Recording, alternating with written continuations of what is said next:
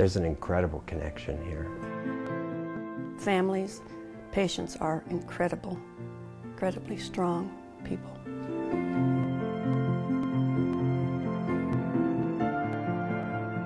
The word love can be used, it's there.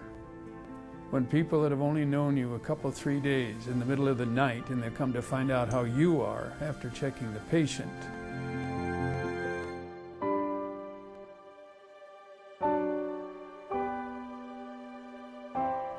I can't emphasize what this care facility has done for the community.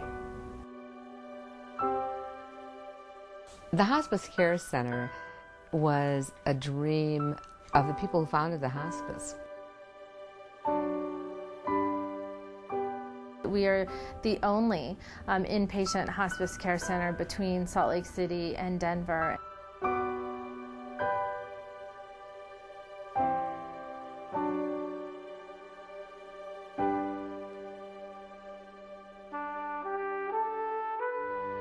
There are a lot of people who could be served by hospice, but they maybe can't be in their own home.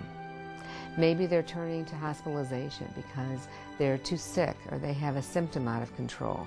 Or maybe they can manage great until the last week of life, but then they don't get to die in a place that is comfortable for their family. What touches me here in the care center is no matter what walk of life you come from, whether it be a homeless man or woman, or, you know, a doctor, they get all the same care and they're treated the same, which is that love and respect of that person. And I think that's probably what touches me the most here, is they're not, you know, everybody's treated with the same compassion and care.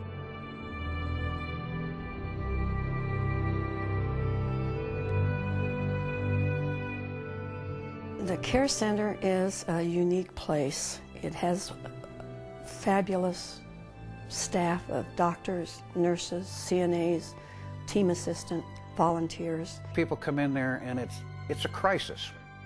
They're in there because there's a symptom out of control, very frequently pain, and they probably want to be at home, but it just can't be managed at home. It's just too difficult, and we need 24/7 care of this individual at the moment. So they come in there in a crisis situation, and usually within 24 to 36 hours, things are under control.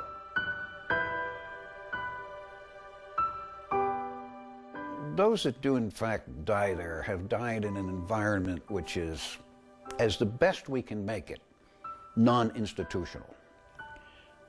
It's not a hospital.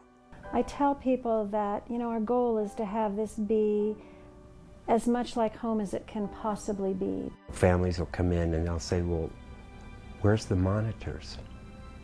You know, and they're expecting this to be just like a room that they came from at another hospital, and they're just overwhelmed.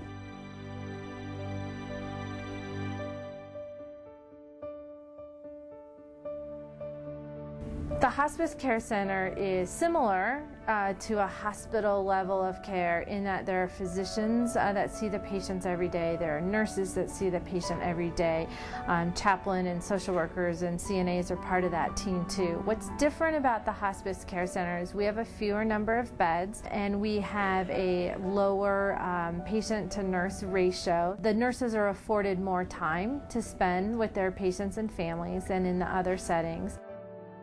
Mom's Day was the first time that I had ever been in the Hospice Care Center, and I can remember thinking, I never want to go in that place. That place is surely morbid and sad and depressing. And I can remember when I first walked in the door being shocked and amazed and thinking, oh, this is beautiful. We're using the community's money, and we wanted to build something that would last. We wanted to build something that the wood would, over time, age and look better than it does today.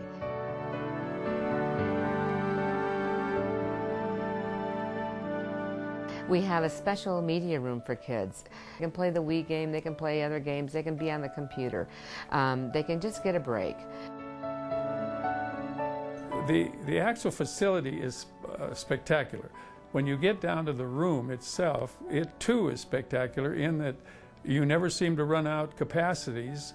We had so many people, sometimes as many as probably 15 people, 20 people in Mom's room. Everything from little great-grandchildren to Dad, and everything in between. To watch my family respond and say, oh, this place is so beautiful, and oh, this is so relaxing for Mom, and this is so nice for us.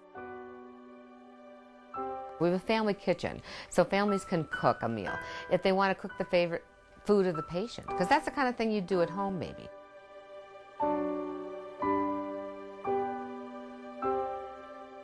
They can go to Spoons, which is our restaurant that's a full-service restaurant, and it's open for breakfast, lunch, and dinner. And they can sit on the patio, they can go to Cup's Coffee House, they can have a latte, they can have pastries. We have a wonderful pastry chef. So it's all about making an environment for the family that they can be comfortable in as they may stay several days with the patient. There's quite a few people that come in that don't have any families or even close friends.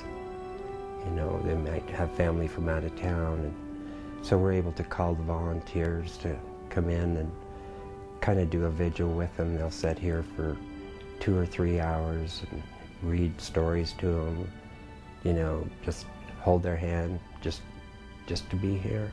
They knew exactly how to be in the moment.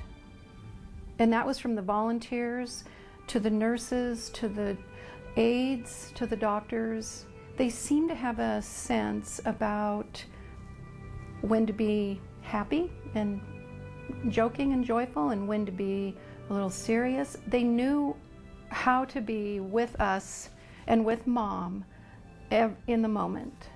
And I was amazed, shocked and amazed how they could so read that so well. Emotions. It's an emotional job, but at the same time, it's so worthwhile. Okay, I'll tell you something that I tell people.